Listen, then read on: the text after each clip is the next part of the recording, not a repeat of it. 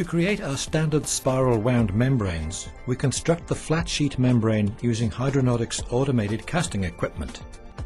We begin the process with a fabric support base and then coat it with a microporous polysulfone layer. This provides additional support for the top 0.2 micron thick membrane barrier layer. This top barrier layer makes the actual separation to purify the water.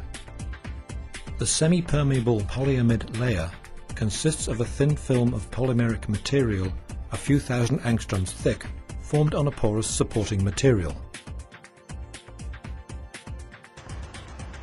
The semi-permeable membrane skin is formed on the polysulfone substrate by interfacial polymerization of monomers containing amine and carboxylic acid chloride functional groups.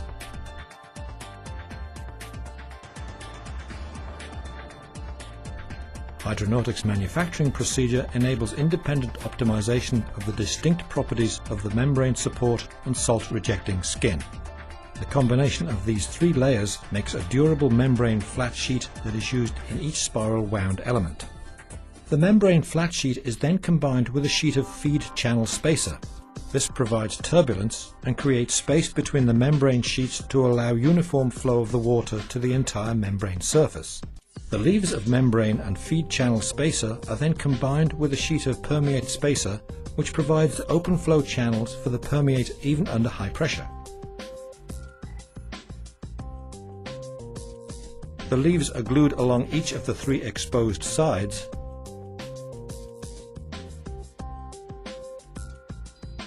and then rolled around the core tube.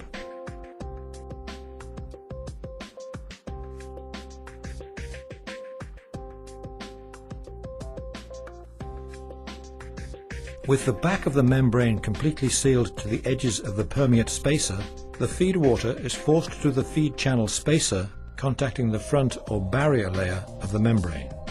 Clean water, or permeate, passes through the membrane surface into the permeate channel and then flows in a spiral direction to the center of the element and is collected into the core tube.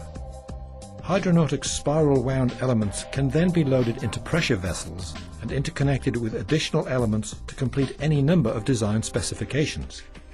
Once the end adapter is connected to the last element and the pressure vessel is sealed, feed water can be introduced and then treated.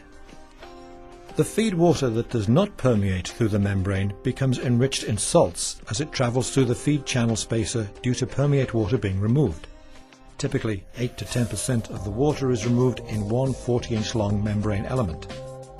The permeate water then flows out the end of the vessel and is collected as the product, and the reject or concentrate from that vessel may then flow through another vessel producing more permeate.